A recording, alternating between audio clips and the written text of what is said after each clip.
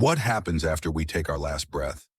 Is it an absolute end, or is it merely a transition into another state of existence? Across different cultures and philosophies, answers vary from complete dissolution to reincarnation, or even ascension to another plane of reality. One of the most profound texts on this subject comes from Tibetan Buddhism, the Bardo Thodol, widely known as the Tibetan Book of the Dead. This ancient text serves as a guide, not just for the dying, but for those who seek to understand the nature of life, death, and what lies beyond. Unlike a typical religious scripture, the Tibetan Book of the Dead is more of a spiritual roadmap. It explains what happens in the moments, days, and even weeks after death, offering insight into the mind's journey through different states of consciousness. Tibetan monks have used this guide for centuries, reading it aloud to the dying and the deceased in hopes of leading them toward liberation. Today we will explore this enigmatic text, breaking it down into its key teachings. We will uncover its origins, the philosophy behind it, and the stages of the bardos, the transitional states of existence. Whether you are a spiritual seeker, a philosopher, or simply curious about what happens after death, this exploration offers valuable insights into one of life's greatest mysteries. The Bardo Thodol was written in the 8th century by Padmasambhava, a revered Buddhist master credited with bringing Buddhism to Tibet. Known as Guru Rinpoche, he was not just a monk, but a profound spiritual teacher who mastered advanced yogic and meditative techniques. His teachings formed the foundation of Tibetan Buddhism, blending elements of traditional Indian Buddhism with the native shamanic Bon religion. According to legend, Padmasambhava dictated the text to one of his closest disciples, Sogyal, who then concealed it as a terma, a sacred treasure hidden until the right time for its revelation. It was later discovered by Karma Lingpa in the 14th century. But what makes the Bardo Thodol unique? Unlike other religious texts that focus on the afterlife as a place, heaven, hell, or purgatory, this book describes the afterlife as a state of mind. It teaches that death is not an absolute end, but a transition into different bardos, or intermediate states, which can lead to either enlightenment or rebirth. This understanding of death aligns with the Buddhist concept of samsara, the cycle of birth, death, and rebirth. The Bardo Thodol serves as a guide to help individuals navigate this transition with awareness, potentially breaking free from this cycle and achieving liberation or nirvana. According to Tibetan Buddhism, the process of dying and what follows can be divided into 3 primary stages, known as the bardos: Chikhai Bardo, the moment of death; Chönyid Bardo, the state of visions; Sidpa Bardo, the process of rebirth. Each stage presents unique experiences and challenges, shaping what happens next for the soul. Let's take a closer look at each one. The first stage, Chikhai Bardo, begins at the very moment of death.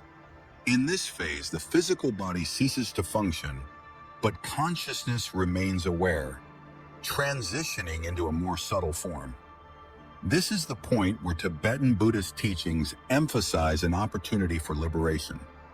At the time of death, the Bardo Thodol describes a powerful experience known as the clear light of reality. This is said to be the pure, luminous essence of the mind, free from all illusion and attachment. For those who have trained in meditation and spiritual practice, recognizing this clear light can lead to instant enlightenment.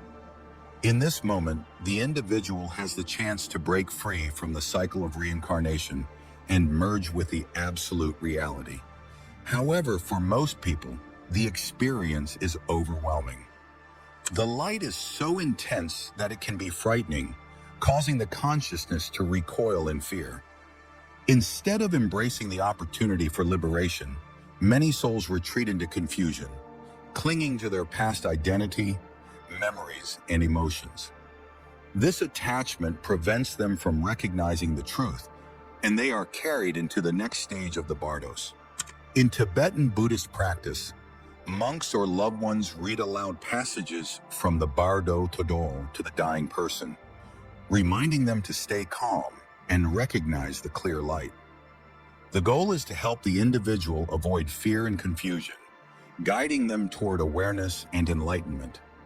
But what happens if this opportunity is missed? The journey does not end here.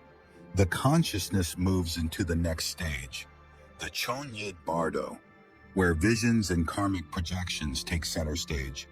The Chönyid Bardo is perhaps the most dramatic and unpredictable stage of the afterlife journey. In this phase, the mind, now free from the body, begins to manifest its deepest thoughts, fears, desires, and emotions in the form of vivid visions. Tibetan Buddhism teaches that these visions are not external realities, but projections of one's own mind. Every unresolved emotion, every attachment, and every fear surfaces in symbolic forms, appearing as either peaceful or wrathful deities. The peaceful deities. Initially, the soul is greeted by beautiful, radiant beings, Buddhas and Bodhisattvas who represent wisdom, compassion, and enlightenment. These figures appear as guides, offering a path to higher consciousness. The wrathful deities. If the soul does not recognize these figures as aspects of its own mind, they begin to transform into terrifying, monstrous entities. These wrathful deities are not demons in the traditional sense, but manifestations of the soul's fears and unresolved karma. Carl Jung, the famous psychologist, interpreted this stage as a journey into the unconscious mind. He believed that these deities represented archetypes, deeply rooted psychological patterns that influence human behavior. In other words, what one experiences in the Chönyid Bardo is a reflection of their own mind, magnified and projected outward. For the untrained mind, these visions can be terrifying. The soul may feel trapped in a chaotic realm of swirling images, emotions, and past memories. But for those who remain aware, there is a profound opportunity here. By recognizing that these visions are merely illusions of the mind, one can dissolve their power and move closer to liberation. The Bardo Thodol advises that spiritual practitioners should prepare for this stage while still alive by practicing meditation and self-awareness. By doing so, they can train themselves to remain calm and detached, even when faced with the overwhelming imagery of the Chönyid Bardo. However, if the consciousness remains attached to fear, guilt, or worldly desires, it will continue to spiral downward, leading to the next stage, the Sidpa Bardo, the path to rebirth.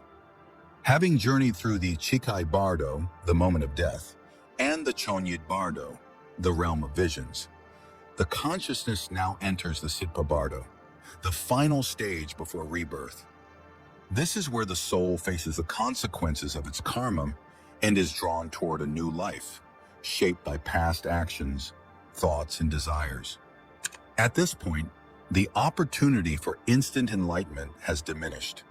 If the soul has not recognized the clear light or seen through the illusions of the mind, it becomes caught in the powerful force of attachment and desire, which ultimately leads it back into the cycle of rebirth, or samsara. In Tibetan Buddhism, karma is the sum total of one's actions, emotions, and intentions across all past lives. It is not a system of reward or punishment, but a natural law of cause and effect. Every action, whether good or bad, creates an imprint on the consciousness, influencing future experiences. In the Sidpa Bardo, karma acts like a magnet, pulling the soul toward a new life that aligns with its accumulated tendencies. For instance, a person who lived with greed, anger, or selfishness may be drawn to a life of struggle or suffering, facing circumstances that force them to confront and resolve these tendencies.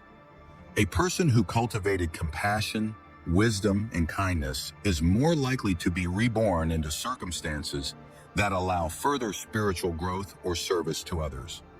The Bardo Thodol describes this process as a storm of energies, where past choices and emotions create a force that propels the soul toward a new form. Without awareness, this force is almost impossible to resist, making rebirth inevitable for most beings. In the Sidpa Bardo, the soul experiences visions of couples in union, a symbolic representation of conception and the birth of a new body. The soul feels an instinctive pull toward one of these potential new existences, and without conscious awareness, it is drawn into a specific family, culture, and set of circumstances that match its karmic imprint. The Bardo Thodol suggests that at this moment, the soul's gender, life conditions, and even personality traits are influenced by its karmic tendencies.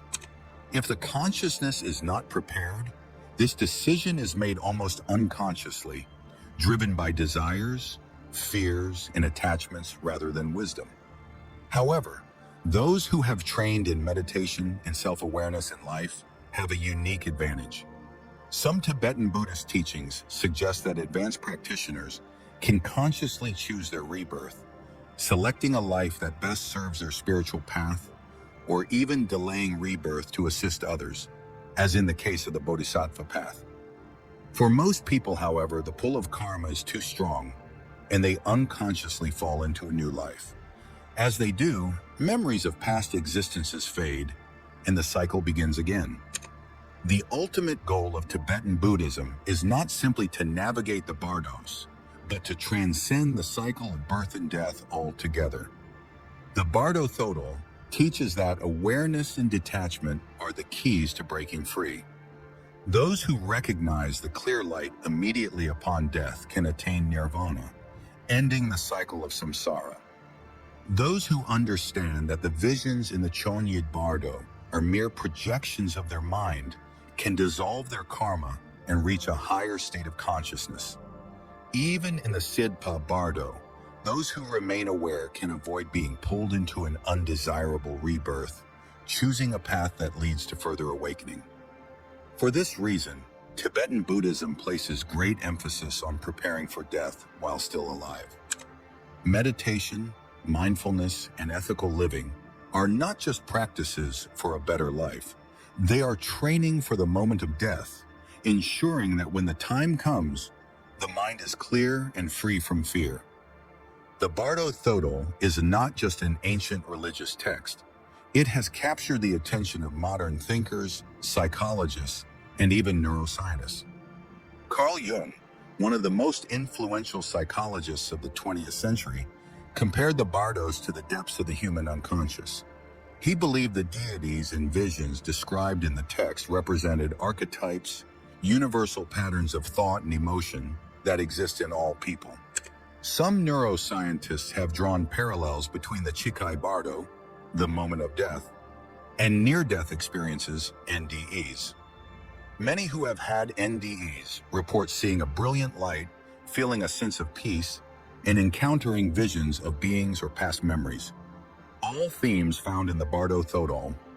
Modern spiritual teachers, including the Dalai Lama, emphasize that the teachings of the Bardo Thodol are not just about death, but about how we live.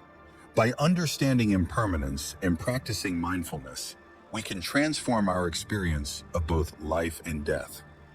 Even if one does not believe in reincarnation or Tibetan Buddhism, the lessons of the Bardo Thodol offer profound insights into consciousness, fear, and transformation. Here are a few key takeaways. Prepare for death by living consciously. By practicing mindfulness, meditation, and ethical living, we prepare ourselves for a peaceful transition when the time comes. Recognize fear as an illusion. Fear, whether in life or in death, often arises from attachment and misunderstanding. The ability to observe without reacting is a powerful tool for both personal and spiritual growth. Detach from illusions. The visions in the bardos are symbolic of the illusions we face in life. By seeing through them, we free ourselves from unnecessary suffering. Embrace impermanence. Everything in life, including ourselves, is temporary. Rather than clinging to a fixed identity, We should flow with change and transformation. The Bardo Thodol does not just ask us to consider what happens after death, it asks us to reflect on how we live. As spiritual teacher Ram Dass once said, "When you die, there is only one question that matters. How much did you love?" Perhaps the greatest lesson of the Bardo Thodol is not about death at all, but about compassion, awareness, and the deep connection between all beings. The teachings of the Bardo Thodol remind us that death is not an end, but a transition, one that we can navigate with awareness and wisdom. While most people fear death as the unknown, Tibetan Buddhism teaches that it is simply a continuation of the journey, shaped by our own mind and consciousness. So as we walk through life, the real question is, are we preparing for the final journey with awareness? Perhaps by contemplating these teachings, we can not only prepare for death, but also learn to truly live, free from fear, full of compassion, and open to the mystery of existence. If this exploration of the Tibetan Book of the Dead resonated with you, share your thoughts. What intrigues you most about the idea of the Bardos? Do you believe consciousness continues beyond death? Let's discuss and explore these profound questions together. Thank you for joining this journey. Until next time, stay curious, stay mindful, and embrace the mystery of existence.